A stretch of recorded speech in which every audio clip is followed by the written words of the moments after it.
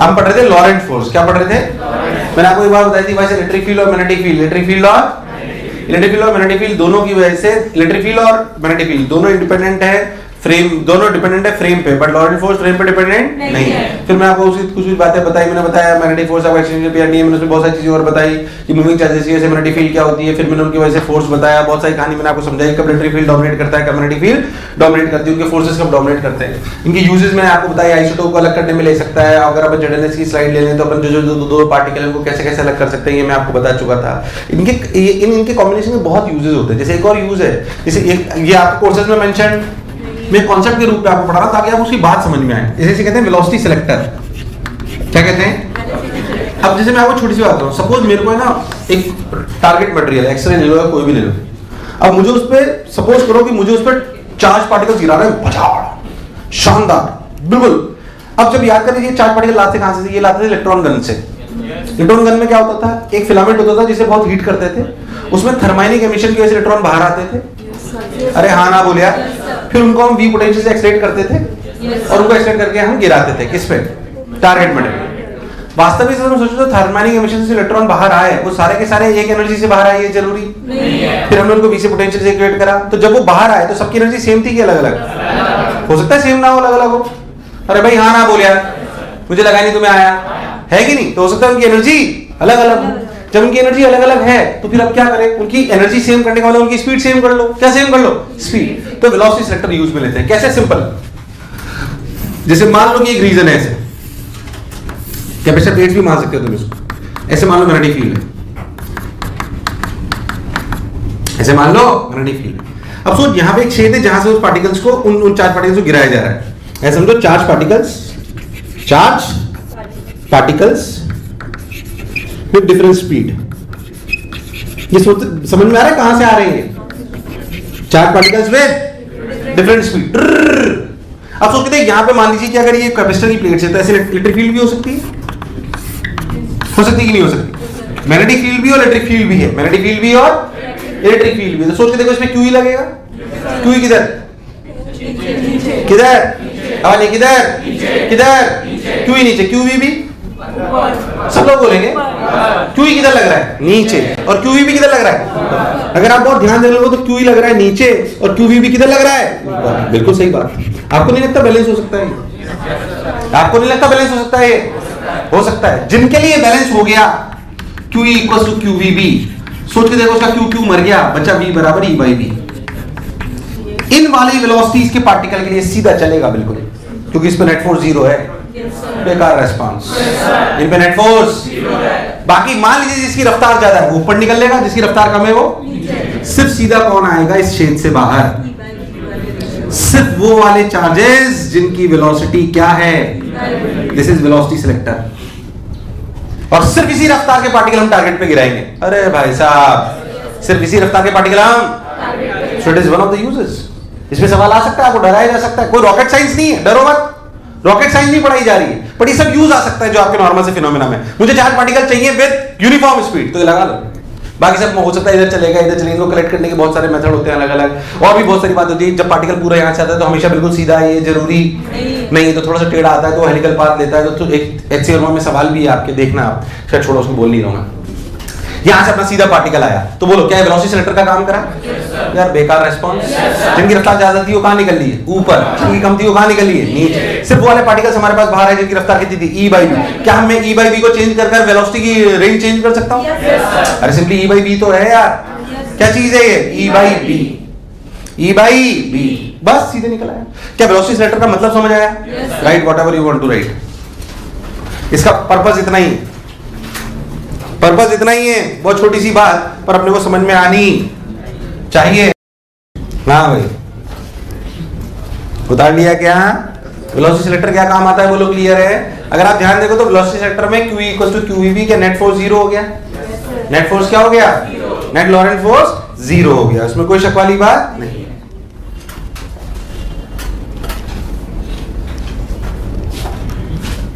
मान लीजिए मैं आपसे एक बात पूछूं कि if in a uniform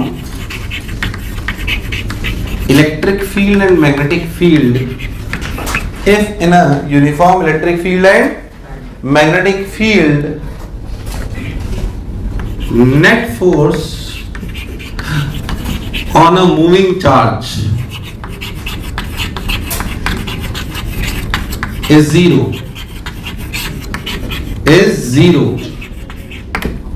मान लीजिए ऐसा दिया हुआ है, ठीक है। ये uniform electric field magnetic field है, उसमें मूविंग चार्जेस पे नेट फोर्स क्या है? बेकार रेस्पॉन्स क्या है?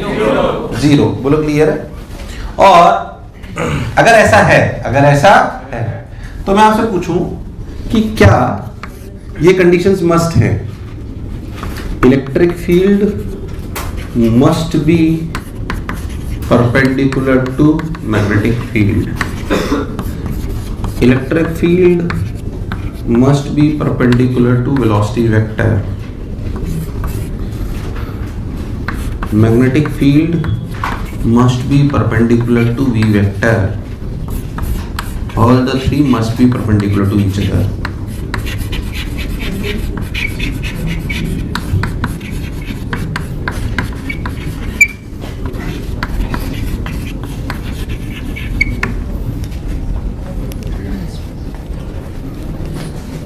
बताओ, मल्टीपल करेक्ट हो सकता है सवाल मल्टीपल करेक्ट हो सकता है, सवाल मल्टीपल करेक्ट हो सकता है, बोलिए सब लोग बोलेंगे सवाल मल्टीपल करेक्ट हो सकता है, बोलिए।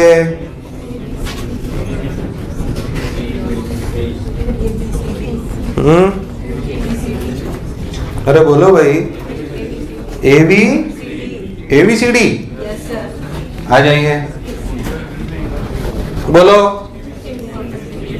कितना? ABCD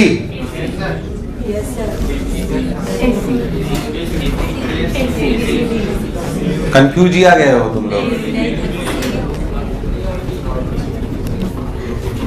चलो बोलो, एक के साथ कितने लोग हैं?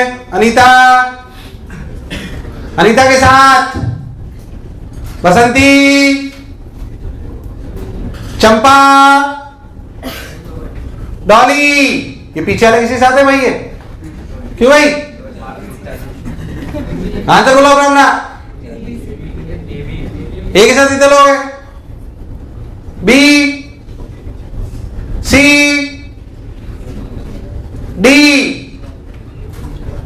डी के साथ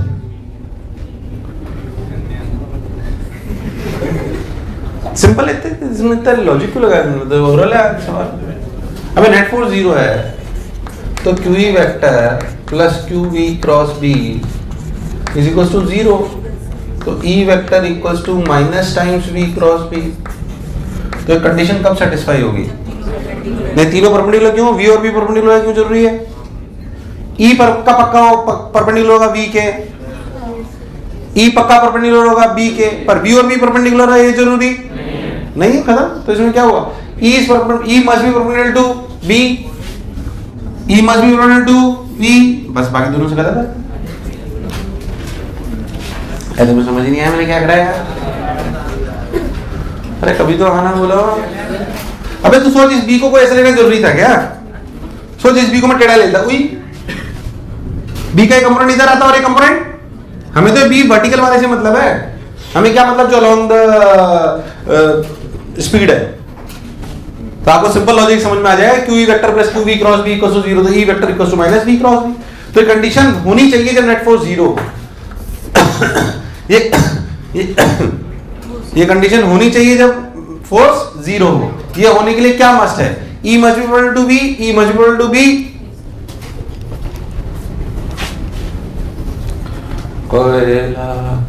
तुम सन्नाटे में पहुंच गए इस सवाल में ना, कद्दू आ गया तुम लोगों को, हीरो बनते हो फोकट में। चलाओ और देख, इधर देख, बात नहीं उसको मिला रहा है, इसके मुंह से ला रहा है मुझ में। इधर देख,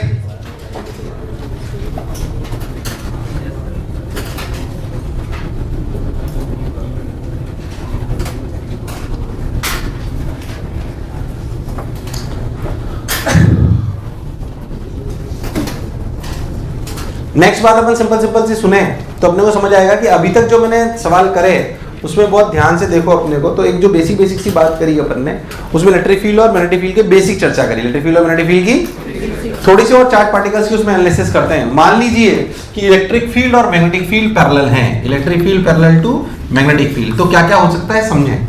मान लीजिए कि इलेक्ट्रिक फील्ड और मैग्नेटिक फील्ड पैरेलल हैं। अगर मान लीजिए पहला केस में लूं कि हमारी इनिशियल रफ्तार 0 है और चार्ज की और मास m को छोड़ दिया गया, बताओ क्या होगा।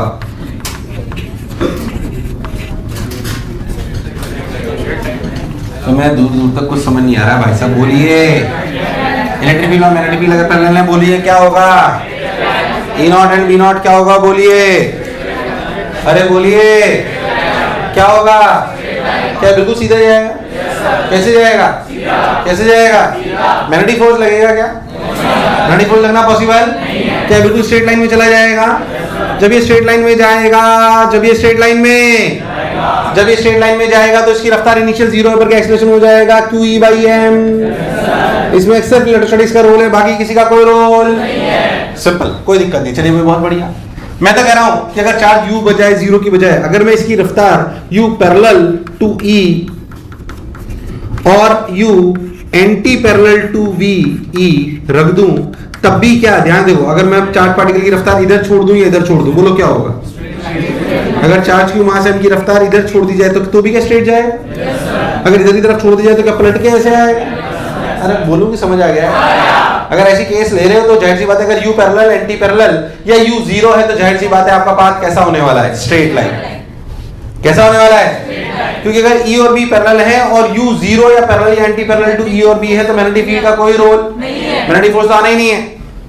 मैग्नेटिक फोर्स तो आना ही नहीं, उसमें क्या जैसी चिंता करने वाली बात है। और आगे चलते हैं, देखिए मान लीजिए कि अब मैं ऐसा बोलता हूं कि मेरा e और b है पैरेलल, मेरे e और b है पैरेलल E0 एंड B0 पर मान लीजिए कि आपका u is perpendicular to e vector, ऐसे चार्ज q मास m ऐसे बच, बोलो क्लियर है।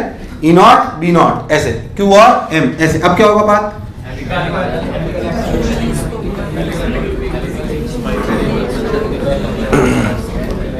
ये u क्या कराएगा, u क्या कराएगा, u के सर्कल कराएगा, कराएगा कि नहीं कराएगा। क्या u इज परपेंडिकुलर? अगर u और सिर्फ मैग्नेटिक फील्ड होती तो क्या सर्कल करता, पर आगे किसकी वजह से जाएगा, इलेक्ट्रिक फील्ड। किसकी वजह से? क्या इलेक्ट्रिक फील्ड हमेशा इस पे एक फोर्स लगा रही है? इलेक्ट्रिक फील्ड हमेशा इस पे, यार आवाज, इलेक्ट्रिक फील्ड हमेशा इस पे फोर्स लगा रही है। सबने बोला ठीक, मैंने ही बोला ठीक। वो आगे की तरफ इसको ले जा रहा है, आगे की तरफ ले जा रहा है, तो फिर से सोच कि ये सर्कल करेगा और ये आगे ले जाएगा, पर ये आगे जाते हुए इसकी रफ्तार कांस्टेंट है कि बढ़ रही है? तो सोच पिच बढ़ रही है घट रही है? पिच याद है कि भूल गया है? अच्छा बोलो, समय के साथ रेडियस बढ़ रहा है घट रहा है? रेडियस बढ़ रहा है घट रहा है? कांस्टेंट है, क्योंकि इस u की स्पीड में कोई चेंज, जो चेंज आ रहा है वो इधर आ रहा है, यस और नो। तो इसमें रेडियस तो कांस्टेंट है। रेडियस की वैल्यू कितनी है, mu/qb कितनी, या mv/qb जो आपको मानना मान लो, वैसे भी मान लेता हूं। लो भाई साहब ये ऐसे आ गया, अगर ध्यान देखो तो ऐसे करेगा, पैपे करूंगी, समझ आ गया है। तो ध्यान से देख तो पिच बढ़ रही है, तो ध्यान से देख तो पिच बढ़ रही है ऐसे खुपच। ध्यान से देखो तो आपको और बात समझ में। Basically this is helical path with increasing pitch, helical path with increasing pitch, helical path with increasing pitch. कोई आपसे पिच 1, पिच 2, पिच 3, पिच 4 पूछ ले तो भी आपके लिए कोई खास बात नहीं। जब टाइम पीरियड क्या अभी भी 2πm/qb है। यार बहुत ही बेकार रिस्पांस आ रहा है, मैं आपसे, तुम्हें समझ आ रहा है कि नहीं आ रहा? क्या इलेक्ट्रिक फील्ड इसको आगे ले जाने में रोल प्ले कर रहा है? क्या मैग्नेटिक फील्ड इसको सर्कल घुमाने में रोल प्ले कर रहा है? कोई दिक्कत वाली बात? टाइम पीरियड 2πm/qb में आपसे बोलूं व्हाट इज पिच 1?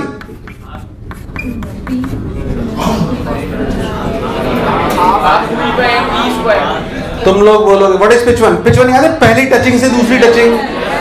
तो एक टाइम पीरियड में हम कितना आगे चले जाएंगे? इस डायरेक्शन में हमारी इनिशियल रफ्तार क्या है, 0। इस डायरेक्शन में हमारी इनिशियल रफ्तार क्या है, 0। तो पिच 1 क्या हुई, half of QE/m into time square. बोल यस और नो? नहीं आया, नहीं आया। सोच के देख पिच 2 क्या हुआ, हाफ ऑफ QE/m 2t का whole square minus t square, 2t का माइनस t स्क्वायर, 2t का होल स्क्वायर माइनस, अरे नहीं आया। 2t का होल स्क्वायर माइनस, ऐसे क्या पिच 3 भी लिख सकते हैं। So this is increasing pitch. आपसे कोई पूछ ले उसमें कोई डरने वाली बात नहीं। और सुन, अगर u vector and e vector at angle theta, at angle theta, सुन ले फिर एक साथ उतार लेने, कोई खास बात नहीं, समझ में आ जाए तो। पर बहुत सारे सवाल बनाते हैं अपने कोऑर्डिनेट जो लिखने के लिए बोले सब अपन लिख सकते हैं अगर बात समझ में आ जाए तो। मान लीजिए मैं तो कह रहा हूं इनमें एंगल थीटा है, ये लो सर, ये v और ये थीटा। चल आप बोल, तो खुद बोलेगा। क्या फिर से हेलिकल पाथ? क्या फिर से हेलिकल पाथ? यार मुझे लगा ही तुम्हें आया। फिर से helical path with increasing pitch decreasing pitch. क्या इसके दो कंपोनेंट कर लूं?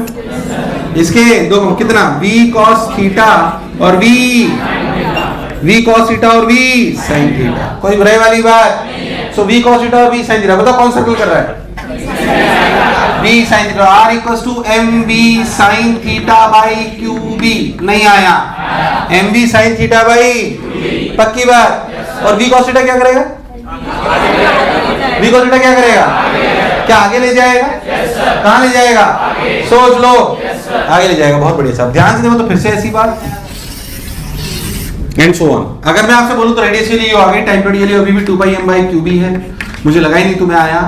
अगर मैं आपसे बोलूं पिच 1 क्या है, तो आपके पिच 1 का आंसर होगा v cos theta into T plus half of qe/m into T square. मुझे लगा ही नहीं तुम्हें आया। क्या आप पिच 2 भी लिख सकते हैं? मैं डायरेक्ट लिख रहा हूं, तुम्हें समझ नहीं आ रहा भाई। यहां तक का टाइम पीरियड t, यहां का टाइम पीरियड 2t, तो क्या 2t माइनस t वाली दूरी? 2t माइनस, नहीं आया नहीं आया नहीं आया। ध्यान से देख, मैं पिच 2 डायरेक्ट लिख रहा हूं, शायद तुझे समझ में आ जाए। पिच 2 लिखा जाएगा v cos theta into T plus half of qe/m into 2t का whole square minus t square. अरे कभी तो हाँ ना बोलो, मुझे लगा ही नहीं तुम्हें आया। आया नहीं आया। और सोच, मान लीजिए मैं तो कह रहा हूं इसी केस में ऐसा हो जाता तो क्या होता, देख थीटा एंगल उधर लिया ना, इधर नहीं लेता, चार्ज q मास m, ऐसे होता थीटा एंगल, उल्टी डायरेक्शन।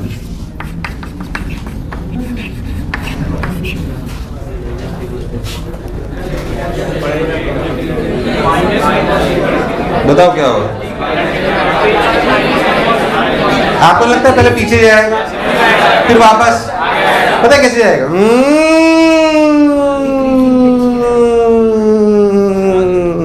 पहले पीछे जाएगा फिर, अरे भाई साहब पहले कहां जाएगा? पीछे, पिच घटेगी और फिर वापस। तुझे मेरी बात समझ आई कि नहीं आई? ऐसे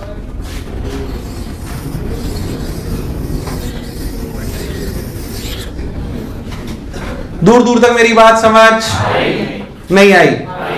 पहले तो क्या पूरी इलेक्ट्रिक फील्ड और मैग्नेटिक फील्ड अगर पैरेलल हो तो पूरी पीएचडी आपके सामने बनी हुई है, सवालों की कोई कमी नहीं है। कोऑर्डिनेट लिख के मैं आधा घंटा एक सवाल पे निकाल सकता हूं, आधा घंटा, क्योंकि कैलकुलेशन है प्योर, पर है यही जो मैंने आपको बोला है। पहले तो जो मैं बोला चमका। मैं एक और चीज आपको बता देता हूं, ध्यान सुन। जैसे मान लीजिए आपने एक केस में, इसको ले लें ओरिजिन, इसको ले लें एक्स एक्सिस, इसको ले लें y एक्सिस, और इधर अपनी z एक्सिस। बोलो क्लियर? आपसे पूछा जाए कि find speed when x coordinate of particle is x0। आपसे पूछा गया कि पार्टिकल की स्पीड क्या होगी जब उसका एक्स कोऑर्डिनेट क्या हो, तो कैसे करोगे? आपसे पूछा गया क्या है उसकी स्पीड होगी जब उसका एक्स कोऑर्डिनेट x0 होगा।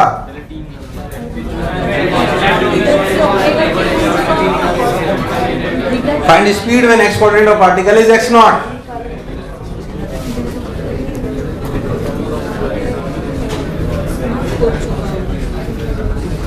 Find speed when x coordinate, एक लाइन में आंसर ला सकते हैं, बढ़िया सॉल्यूशन है। सुन मेरी बात, इसमें याद रखना है फॉर्मेट। जब इलेक्ट्रिक फील्ड और मैग्नेटिक फील्ड लगता है तो वर्क डन कौन करता है? मैग्नेटिक फोर्स तो वर्क ही नहीं करता भाई साहब। जब भी इलेक्ट्रिक फील्ड लॉरेंट फोर्स के सवाल आए तो एक बात याद रखें, कौन कार्य करता है, इलेक्ट्रिक फील्ड की मैग्नेटिक फील्ड? मैग्नेटिक फील्ड तो कार्य नहीं करता, तो परपेंडिकुलर है वो तो। यार आवाज ही नहीं आई यार। वो तो आप इसमें ऐसे कैसे लिख सकते हो, work done by electric field plus work done by magnetic field equals to change in kinetic energy, that is half m v square minus half m v not square. पहले तो ये समझ आया नहीं है। फाइनल स्पीड मान लेते हैं v इनिशियल है v नॉट, इनिशियल है v नॉट या v जो भी आपको दे रखी है वो जो जैसे भी v नॉट ही मान लेते हैं इसको, तो v नॉट। बोलो क्लियर है? अब सोच work done by magnetic field क्या है? जीरो। वो तो हमेशा जीरो है, वो तो हमेशा, वो तो वर्क डन नहीं, तो वर्क डन किसका है? अब बोलो इलेक्ट्रिक फील्ड किधर है? x कोऑर्डिनेट कौन सा है? तो हमारा एक्स डिस्प्लेसमेंट कितना हुआ? x not. तो वर्क डन इलेक्ट्रिक फील्ड कितना हुआ? q e x not plus half m v not square multiplied by 2 divide by m का रूट आंसर। तुझे दूर दूर तक मेरी बात समझ? It's a standard thing to do कि कभी भी इलेक्ट्रिक फील्ड और मैग्नेटिक फील्ड और स्पीड पूछ ले या वर्णन के बारे में बात कर ले तो मन मंदिर में कॉन्सेप्ट बसा होना चाहिए कि इलेक्ट्रिक फील्ड और मैग्नेटिक फील्ड में कार्य करता कौन है। तो बस उसी का वर्णन लिखना है, तो बस उसी का वर्णन। मुझे लगा नहीं तुम्हें आया नहीं आया, उतार लो। This is electric field perpendicular to magnetic field.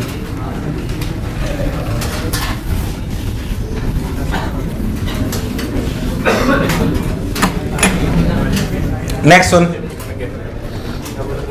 Soon, electric field perpendicular to magnetic field का एक यूज आपके काम की बात है, एक यूज आपके काम की बात है, उसे कहते हैं साइक्लोट्रॉन। इसका एक खतरनाक प्रूफ भी है, बोलो कराऊं क्या? वो बहुत ज्यादा काम का है नहीं वो।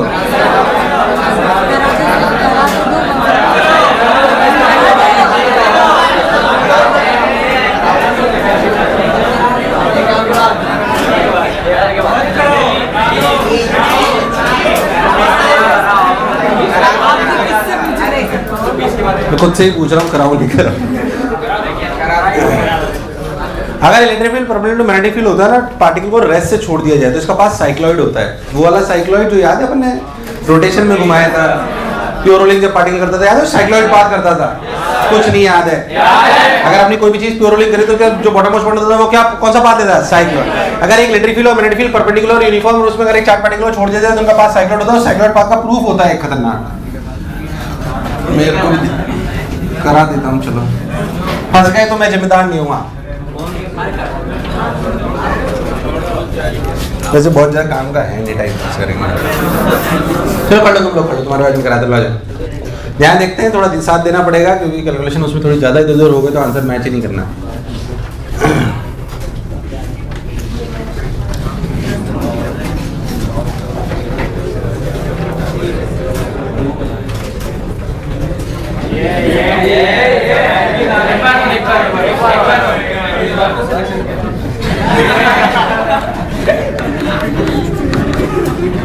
मान लो कि इलेक्ट्रिक फील्ड है E not I cap, E not, magnetic field है B not minus B not K cap, minus B not K cap.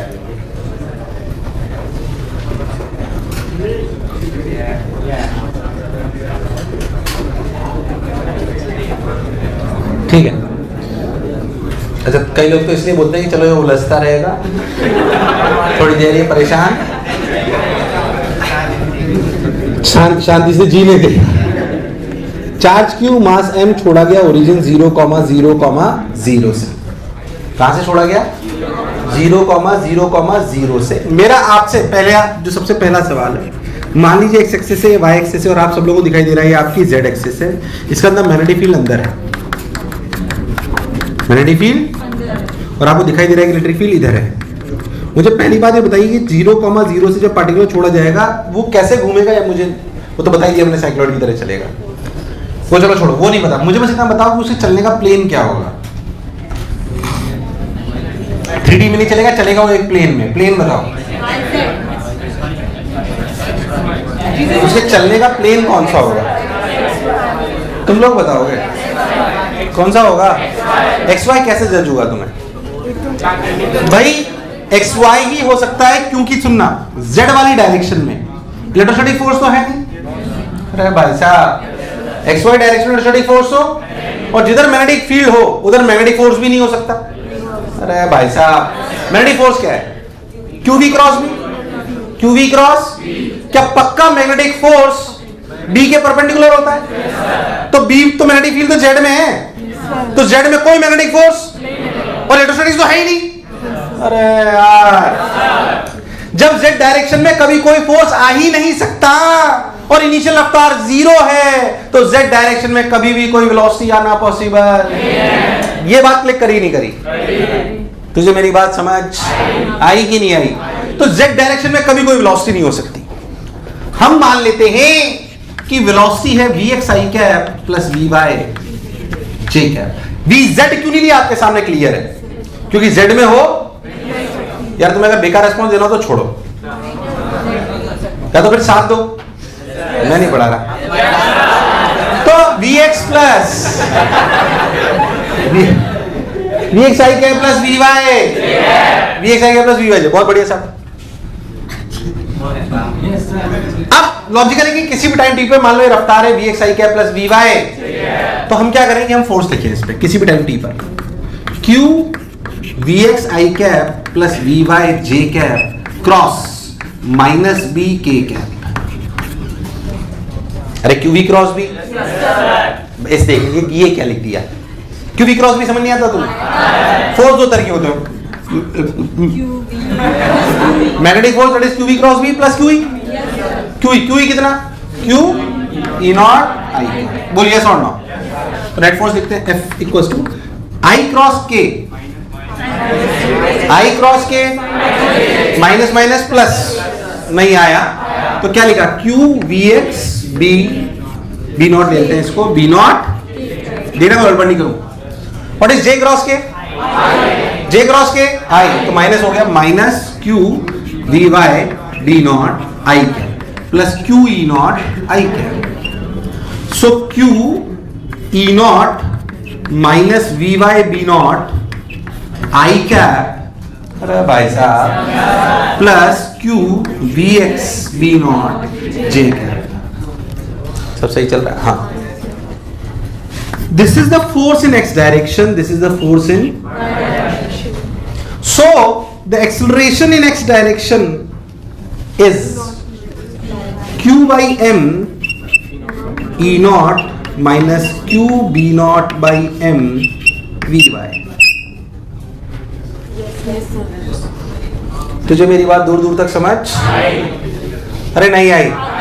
आई कि नहीं आई? अरे सोच लो। In the same way ay is equals to q vx b naught by m। अब सुनना, solve करने की स्पेशल टेक्निक ही होती है क्योंकि ये बहुत स्पेशल फंक्शन है।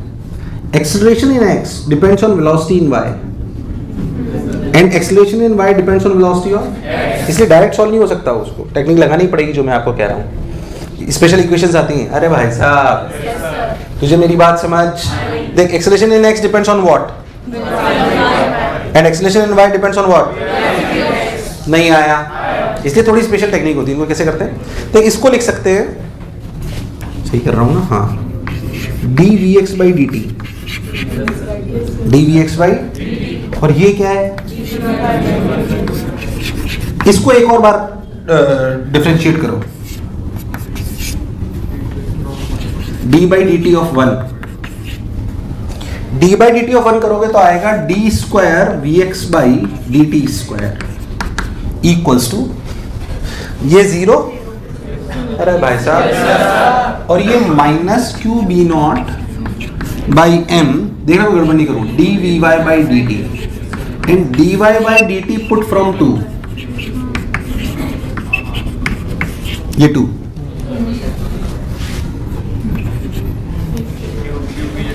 अरे भाई साहब तुम्हें दूर दूर तक मेरी बात समझ? तो यहां से पुट करो तो D square V X by D T square equals to minus Q B not यानी कि Q square B not square by M square V x.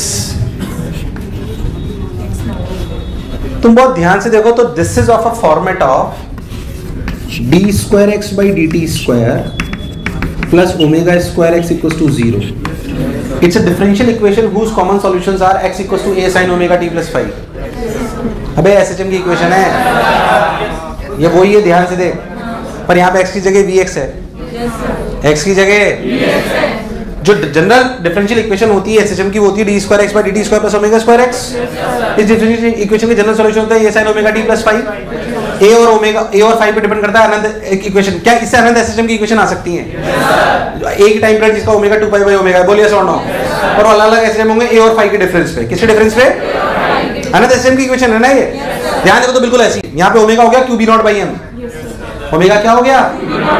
अबे माइनस में समझ नहीं आ रहा तुम्हें? तो असली में यहाँ पे एक्स की जगह कौन है? vx। तो वास्तविकता में इसका एक जनरल सॉल्यूशन जो आया ना वो vx आया। कुछ तो a sin ओमेगा मतलब Q B by M into T plus 5।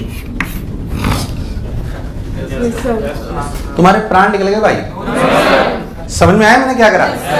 समझ में आया मैंने क्या करा? So this is vx। अब किसी पर्टिकुलर बात तक पहुंचने के लिए हमें a और 5 पता होना चाहिए। a और 5 पता होना फॉर पर्टिकुलर सॉल्यूशन। ये तो इस इक्वेशन के जनरल सॉल्यूशन है। जनरल सॉल्यूशन को स्पेसिफिक सॉल्यूशन पे पहुंचने के लिए हमारे पास इनिशियल कंडीशन होनी चाहिए। तभी तो हम पर्टिकुलर एसएचएम निकालते थे। याद कर, 5 डिपेंड करता था कि पार्टिकल स्टार्ट कहां से हुआ, और a डिपेंड करता था कि एनर्जी कितनी है। अरे भाई साहब, उन्हीं बातों को समझते हैं। ध्यान से देखो तो t equal to 0, 5 equal to 0, t equal to 0, vx equal to 0। अभी इनिशियल रफ्तार तो 0 थी। t equal to 0, vx equal to 0, vx equal to 0 it means 5 equal to 0। अरे ये 0 होगा तब 5 0, तो 5 क्या होगा? 0। अरे कभी तो हाँ ना बोल। तो एक तो गायब हो गया, तो vx की इक्वेशन रिड्यूस हो गई a sin omega t। Omega बाद में रख दूंगा, परेशान मत हो, है ना? अब सोच रहे पहले ही मना कर देते, क्या जरूरत थी? vx equal to a sin omega t। बोलो अब क्या बचा? a। क्या बचा? इसको टाइम के रेस्पेक्ट में डिफरेंशिएट कर। So what is dvx by dt? x a omega, yes और नो? मेरी बात बहुत ध्यान सुनना। at t equal to 0, at t equal to 0 acceleration in x direction is q not by m। t equal to 0 पे आ जा।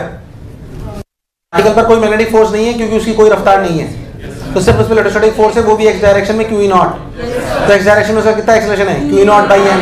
कितना? कितने समय पे? t इक्वल टू 0 पे। So what is cos 0? 1। तो क्या a omega is q not by m? a omega is, so अगर a omega is q not by m, a is q not by m omega. What is omega? q b not by m, e not by e not by. So the real equation for vx is e not by b not sin omega t। e not by b not, write this as dx by dt। So dx is e not by b not integration sin omega t dt from 0 to x to 0 to t। so x equals to e not by m, sin omega t का integration है 1 by omega cos omega t minus 1 by omega cos omega t। So minus 1 by omega cos omega t is what? अगर limit डालेंगे 0 to t तो cos 0 कितना? अबे तुम्हें समझ ही नहीं आता, ओमेगा बाहर आ गया ना, minus cos omega t limit 0 to t। तो एक बार आएगा माइनस cos ओमेगा t, आ जाएगा 1, तो 1 माइनस cos ओमेगा t। तो क्या बचा? x equal to e not by m omega. Omega की वैल्यू कितनी है? सही तो कर रहा हूं? e not by b naught. So e not by b naught, omega की वैल्यू कितनी है? 2 b not by m। 1 minus cos omega t। This is x coordinate. This is, अभी तो कहानी आधी हुई है, वाई भी बाकी है। आप नहीं, अब पूरा बताऊं। x equal to e naught m by B not square q 1 minus cos omega t. जब मैं बोलता हूं ना कि बताऊं कि नहीं बताऊं, फालतू टाइम पास करना है नहीं करना, तो ऐसे मत सोचा करो ये इसलिए बोल रहा है कि इसे खुद को नहीं आता साले को। मैं ऐसा इसलिए बोल रहा हूं क्योंकि मेरे को पता है अब हो गया।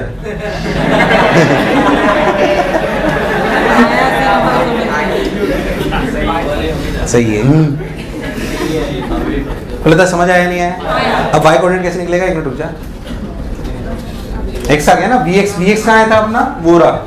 vx की वैल्यू यहां रख दो, vx की वैल्यू यहां रखो 2 में। पुट vx इन 2, देना गड़बड़ नहीं करूं। पुट vx इन 2, उधर देख dvy by dt equals to q b not by m e not by b naught sine omega t. b naught ने b नॉट को उधर dt ले जाओ तो dvy equals to q e not by m integration sine omega t dt 0 to t 0 to vy. So vy is nothing but q e b naught by m omega 1 minus cos omega t. This is vy. This is अब dvy को क्या लिखें? Sorry vy को क्या लिखें? dy by dt. So q e naught by m omega 1 minus cos omega t dt limit 0 to t limit 0 to y. So y is q e naught by m omega t minus cos का sin omega t by omega. बस तुम्हें मेरी बात समझ? अब ध्यान देगा जो कह रहा हूं। ये x कोऑर्डिनेट है, y कोऑर्डिनेट। ध्यान देख, x कोऑर्डिनेट नाच रहा है क्योंकि ये cos ओमेगा t है। cos ओमेगा t की वैल्यू कितनी है? -1 से, जब 1 होगा तो 0 और जब -1 होगा तो 2 टाइम्स। तो x की मैक्सिमम वैल्यू क्या हुई? x कभी भी इससे ज्यादा होना पॉसिबल, जबकि y कंटिन्यूसली बढ़ रहा है। देख y, ये दोनों इक्वेशन उसकी हैं। किसकी? साइक्लॉइड की। इसमें साइक्लॉइड ऐसे नाचेगा और ये x मैक्स है। जैसे x मैक्स की वैल्यू वहां से आएगी, वो देख 2 e not m by v not square Q. ये साइक्लॉइड है। These are the equations of cycloid. These are the standard equations of cycloid.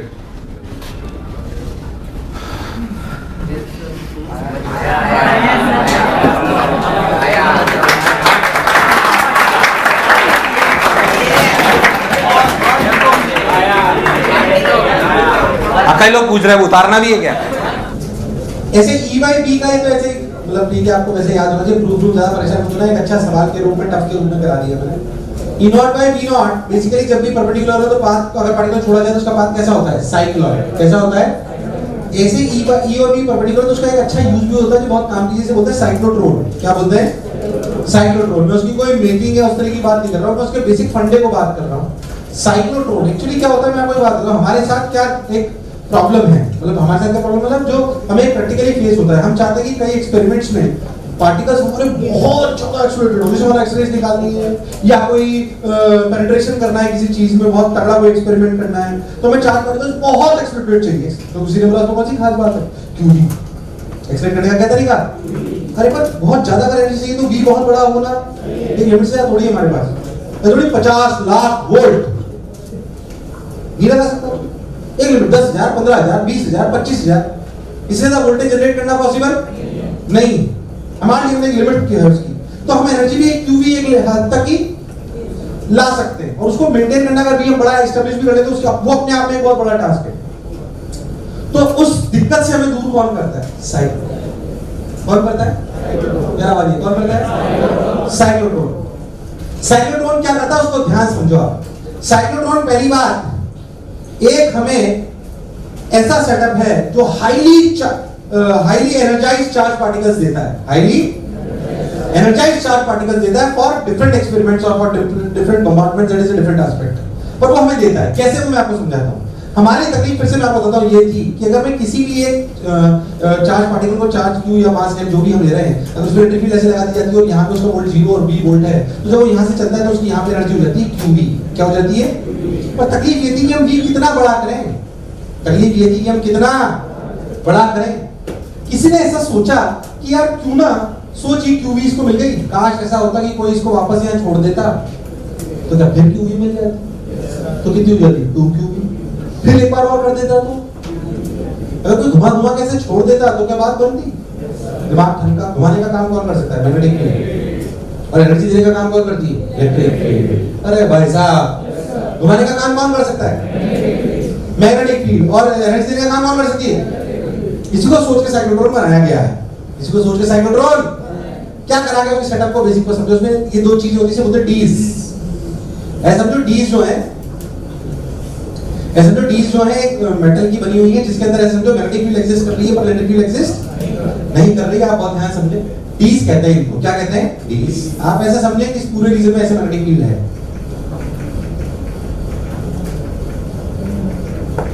ठीक है?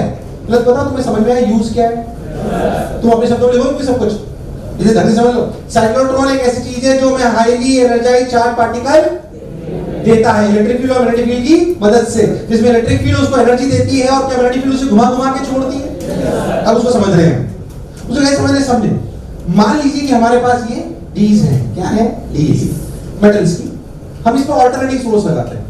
अल्टरनेटिव सोर्स हालांकि मैंने आपको भी पढ़ाया नहीं, बट इतना बेसिक तुम्हें आता है कि अल्टरनेटिव सोर्स ऐसे होते हैं जिनका टाइम पीरियड होता है, उनकी एक डायरेक्शन प्लस एक डायरेक्शन माइनस की चेंज होती रहती है, कभी प्लस कभी प्लस कभी। अरे नहीं आया, आया नहीं आया, तो आप अच्छा सोचो इसका टाइम पीरियड ये है कि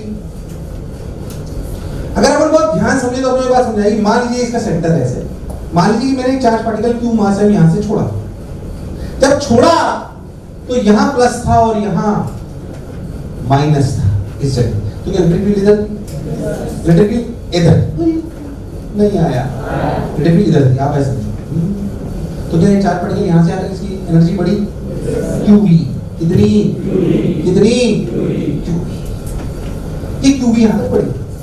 qv की वजह से यहां पे एंटर करा, अंदर क्या है? Magnetic field. अंदर क्या है? अंदर क्या है?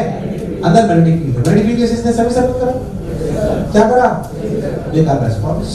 क्या करा? ये रेडियस कितना याद कर, mv by qv, और mv को लिखते थे 2mqv by mv by qv। कुछ याद आ रहा है? अरे भाई साहब हाँ ना तो बोल। जितनी देर में बाहर आया उसमें टाइम कितना लगा? टाइम लगा पाई m by 2v। अच्छा, खूबसूरती ये है कि time period independent of v है, इसलिए साइक्लोट्रॉन बना पाते हो आप। खूबसूरती ये है कि टाइम पीरियड तो यहां से लेकर 2 पाई m by qv होता है, आधा लिया है। 2 पाई m by qv होता है पर आधा लिया, समझ में आया? सो दिस इज टाइम जो यहां से लेकर यहां तक क्रॉस करेगा। खूबसूरती ये है कि वेलोसिटी पे डिपेंड, इसलिए फिक्स रहता है। इसी के टाइम पीरियड को ध्यान रखते हुए हम ऑल्टरनेटिव सोर्स के टाइम पीरियड को सेट करते हैं।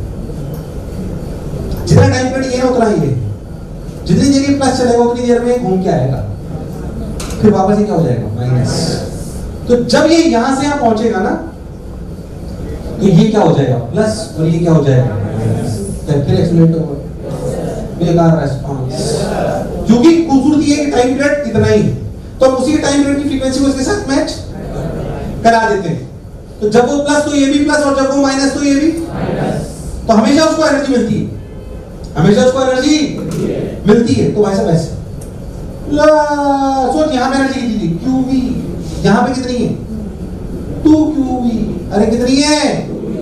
अब रेडियस उतना ही रहा, बढ़ गया।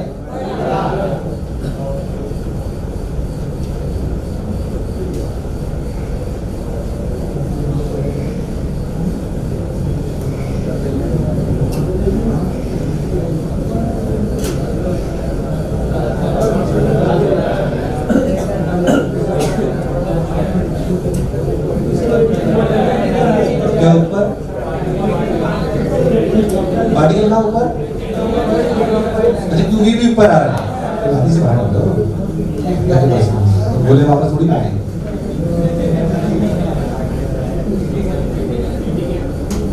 कल ही बोला, क्या कर लिया? रो मत, दादा जो बोला चक्का, अरे नहीं आया, अरे हाँ ना तो बोल, that is how it works. और तू ध्यान दे तो R1 इतना है, देख R2 कितना है, under root of 2n 2qb by qb। R3 बोल 2n 3qb by qb। तू बहुत ध्यान से देख, तो R2 minus R1 कितना है? R2 minus R1 है root 2n qb by qb into root 2 minus 1। और R3 minus R2 क्या है? This root 3 minus root 2। तू ध्यान से देख, डिफरेंस घट रहा है, ध्यान से देख डिफरेंस। इसलिए शुरुआत में मैंने डिफरेंस ज्यादा लगा है, समय के साथ कम करता गया। अरे भाई जैसे जैसे चक्कर बढ़ेंगे वैसे वैसे पास पास। वो फायदे का सौदा है कि नहीं है? वन ऑफ द, ये बहुत अच्छी चीज यूज की जाती है एक्सपेरिमेंट में, cyclotron. Highly charged, highly energised charge particles अगर चाहिए तो उसको कौन देता है? साइक्लोट्रॉन। और क्या फंडा समझ में आ रहा है? Let's say measure use of electric field है। ये सब यूजेस पे सवाल आ सकते हैं, साइक्लोट्रॉन, वेलोसिटी सिलेक्टर, आइसोटोप्स को अलग करना, मेजर यूजेस है इनके, तो इनमें सवाल आ सकते हैं। कोई खास बात नहीं, मतलब ऐसे इन पे सवाल नहीं आ सकते। तो जो मैं बोला चलता, तुम्हारे प्राण टकेरू जो बोर्ड पे लिखा है उसके अलावा 2-5-10 लाइन तुम्हारे खुद के द्वारा लिखी जानी चाहिए। साइक्लोट्रॉन क्या यूज करता है, कैसे काम करता है, सब।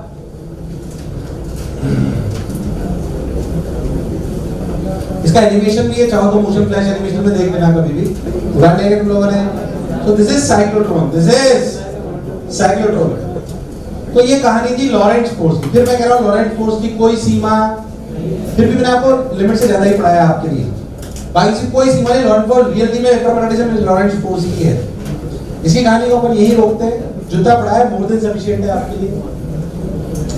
अब हम बात करते हैं, याद कर मैंने आपको बोला कि भाई साहब अगर मैग्नेटिक फील्ड में एक मूविंग चार्ज फेंका जाए तो उसमें फोर्स लगता है qv क्रॉस v। यार बेकार रिस्पांस, क्या लगता है?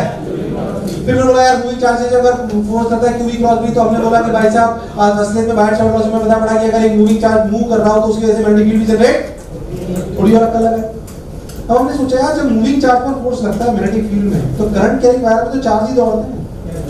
बेकार रिस्पांस, करंट कैरिंग वायर में तो चार्ज ही दौड़ते हैं। तो अगर एक करंट कैरिंग वायर की वजह से क्या मैग्नेटिक फील्ड है, ये नहीं पढ़ रहे हो, वो तो पढ़ चुके।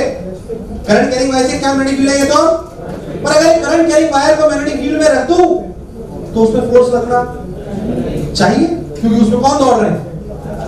चार्जेस। तो वो अब हम पढ़ेंगे। तो लिखें force on a current carrying wire, force on a current carrying wire in a magnetic field. Force on a current carrying wire in a magnetic field. Force on a current carrying wire in a magnetic field. Force on a current carrying wire in a magnetic field simple proof अपन समझ लेते हैं। मान लीजिए आपको बोला जाए कि अपना मजबूत मरा, मान लीजिए कि आपका ऐसे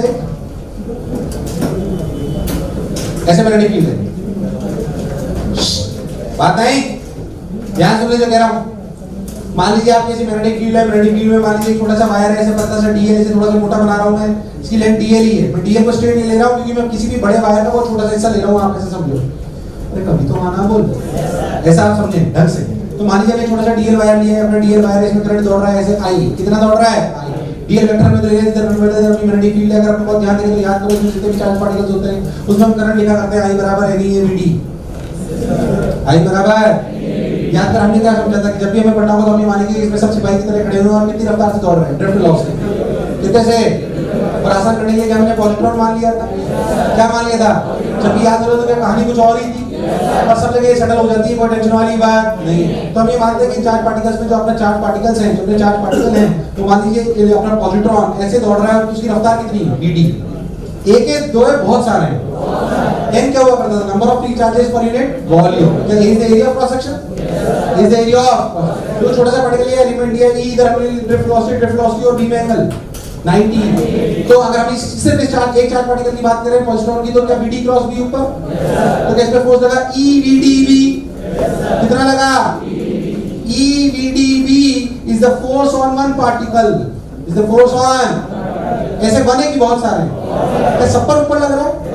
सब पर? तो आपको नहीं लगता कि नेट फोर्स ऊपर की तरफ होगा, वो चुपचाप होगा? नंबर ऑफ पार्टिकल्स क्या होंगे? नंबर ऑफ पार्टिकल्स पर यूनिट वॉल्यूम इनटू वॉल्यूम तो लिखा गया NaDl। पहले समझो ये क्या चीज है। N is the number of free charges per unit volume, dl is the volume. So these are the positrons present in this dl segment. फिर बेकार response. Yes or no?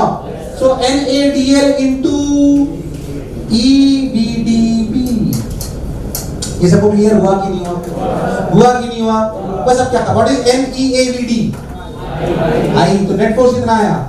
IDLV। Basic IDL। अगर मैं DL को L ले लेता तो क्या IL भी लिख देता? अगर मान लीजिए स्ट्रेट वायर सीधा ले लूं, अरे भाई साहब आना बोल, तो इसे क्या लिख सकता हूं? ILV।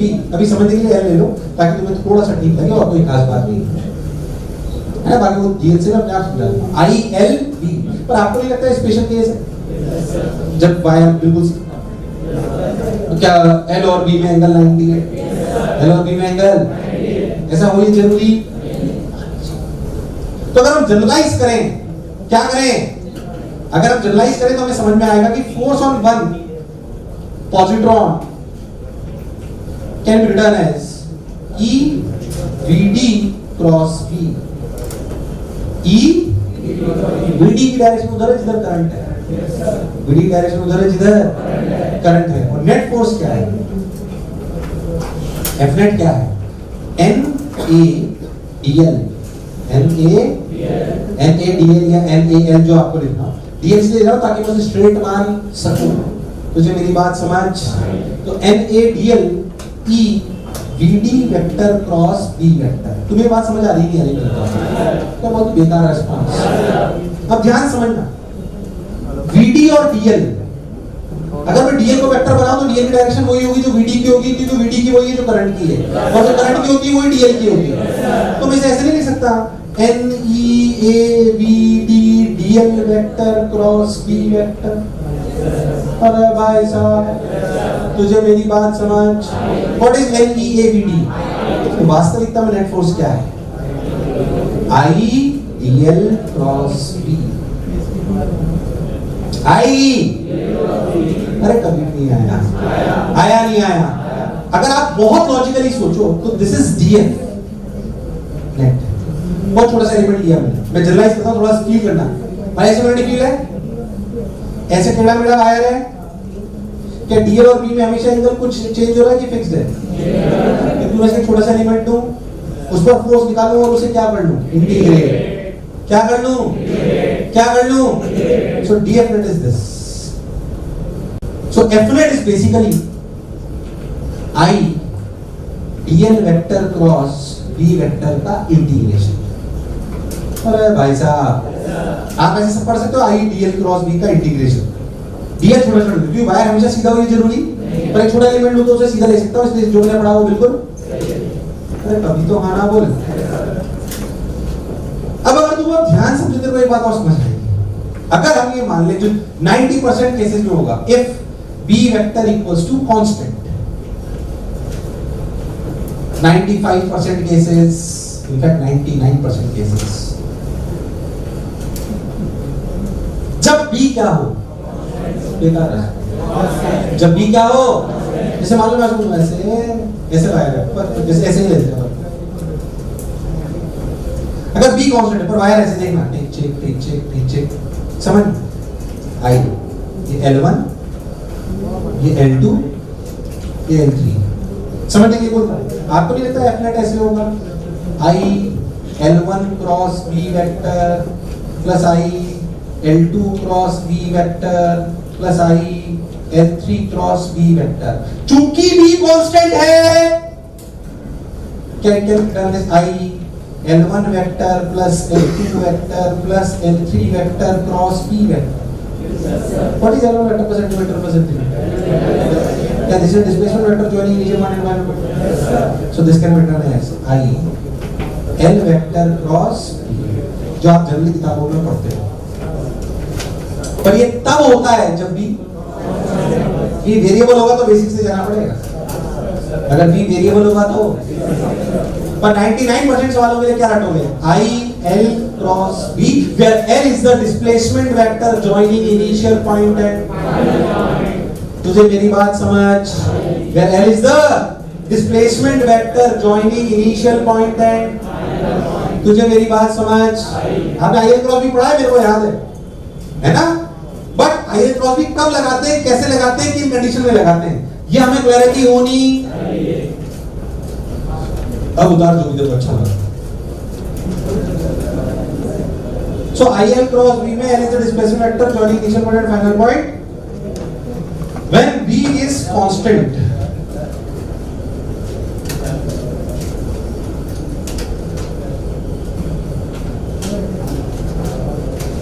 ठीक है? हाँ मैं भूल ही गया था, कितने देर इवन हो? 6 सेकंड। टोटल कितने बचे थे? गिने नहीं, ऐसा तो नहीं कि अपना खर्चा भी उसमें से करती रहती है। आई आल क्रॉस बी, हाँ बोलो। प्यार दीवाना, रफ्तार तेज, स्पीड ऑफ लाइट।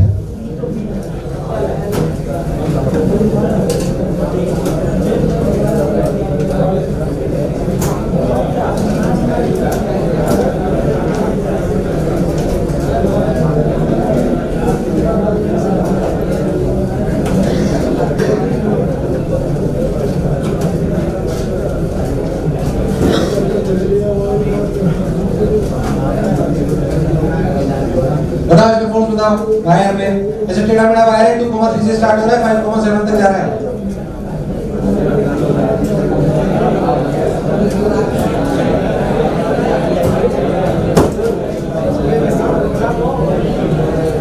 अच्छा फिर से देखो तो डायरेक्शन के लिए क्या है? Cross B. डायरेक्शन के लिए बोलिए सब लोग, अरे बोलो बोलो। क्या यहाँ से यहाँ तक की दूरी 5 है? तो तुमसे बीमा है सवाल किया, कितना आंसर है? डायरेक्शन, डायरेक्शन क्या आई एल क्रॉस बी करो, एल और बी में कितना एंगल? एल और बी में कितना एंगल? सबकी आवाज नहीं आ रही। तो एल और बी, और एल कितना? 5। क्या है displacement vector joining initial point है? I L cross B, I 5 B not. L cross B से आंसर आ जाएगा, कोई बुराई मान टाइप का सवाल आते हैं।